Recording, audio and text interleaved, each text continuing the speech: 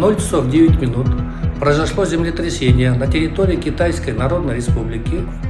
На данный момент жертвы разрушений в Аксайском, Жетогуз. 23 январь түнкү саат 12:10 катталган жер титирөө түн уйкуга камынган элди дүрбөлөңгө салды. Өзгөчө көп кабаттуу турак жайларда жашаган бишкектиктер үйлөрүн таштап көчөгө качып чыгууга аргасыз болушту. Ал ортодо социалдык тармактарда жер силкинүүсү боюнча жалган маалыматтар тарап, элди ого бетер убайымга салды. Өлкөнүн өзгөчө кырдаалдар министри зилзаладан 60 мүнөт өткөндөн кийин гана элге кайрылууга жетишти. Биролор боюнча азыр биринчи маалыматтар келе баштады. Ушу Каракол шаарында, анан Жетөгүз районунда жаракка кеткен үйлөр бар деп чыгып атышат. Аны болсо жеринде азыр жергиликтүү жарандык коргоонуу комиссиялар иш жүргүзөт, дагы маалымат толукталып турат. Азыркы убакта жер силкинүү катталган жок. Негизи жер силкинүүнүн божомолун кылыш өтө кыйын. Сейсмологиялык институт өлкө аймагындагы жер титирөөнүн көрсөткүчтөрүн тизмектеди. Анда Жетөгүз районундагы Кумтөр ишканасында 6 балл, Каракол Тоң районунун Кажысай айылында 4,5 баллга чамалаган. Ошондой эле Нарында 4 балл, ал эми Бишкек жана Ош шаарында силкинүүнүн күчү 3 баллга чейин жеткен. Бул зилзала коңшу Казакстандын Алматы шаарында да катталган. Коңшу элдин жарандары эвакуацияда дүрбөлөңгө алдырып, 3 адам 3-чү кабаттан секирген.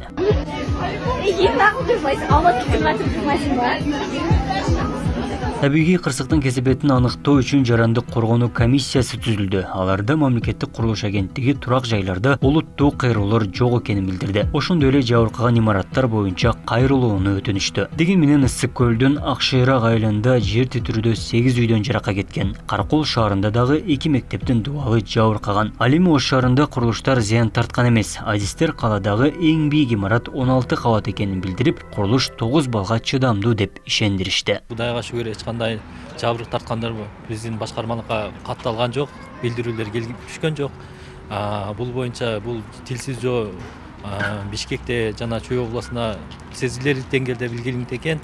Ман курулуштук агенттигинин астында атайын комиссия түзүп, кечеги тилсиз жоодон кийин дубалдардан кеткен жаракаларды, жерге туруктуулугун, имараттардын туруктуулугун бүгүнкү күндө текшерип тактоо иштери жүрүп жатат.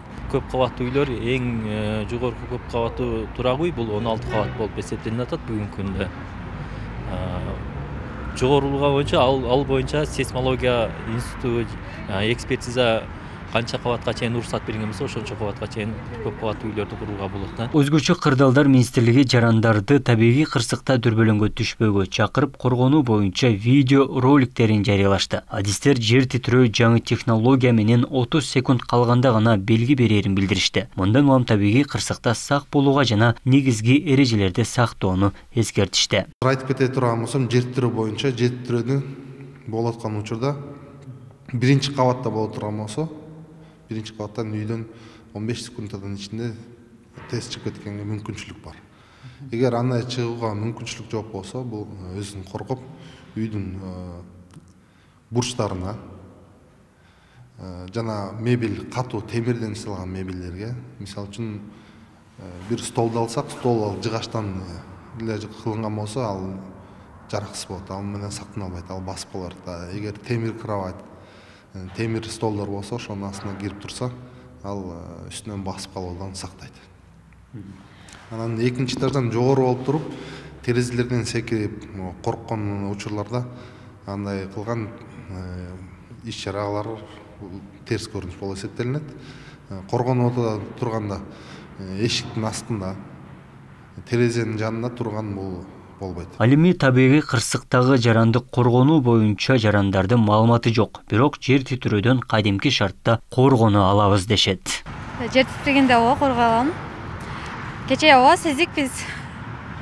Кандай эрежелер бар? Негизги эрежелерди айтсаңыз?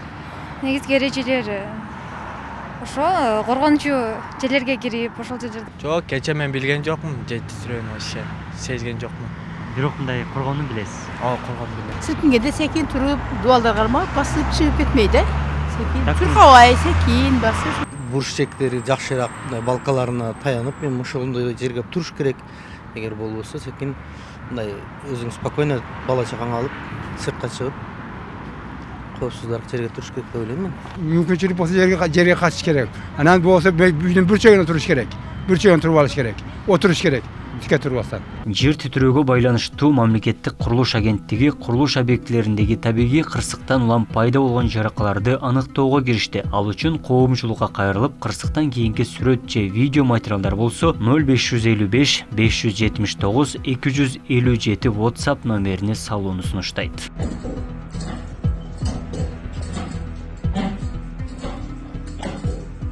23 январга огон түнү түнкү саат 12:09 Кытайдын аймагында күчү 8 магнитудасында жеткен жер титирөө катталган. Силкүнүүнүн очогу Кыргыз-Кытай чек арасынын ортосунда орун алган. Сейсмологдор эки өлкө менен чек арасына жакын аймакта жер 5 жолу силкинкенин расмий каттаган. Бул зилзала Казакстанда, Өзбекстанда да сезилип, Алматы шаарында күчү 5 балга, Ташкентте 3-4 балга жеткени кабарланды.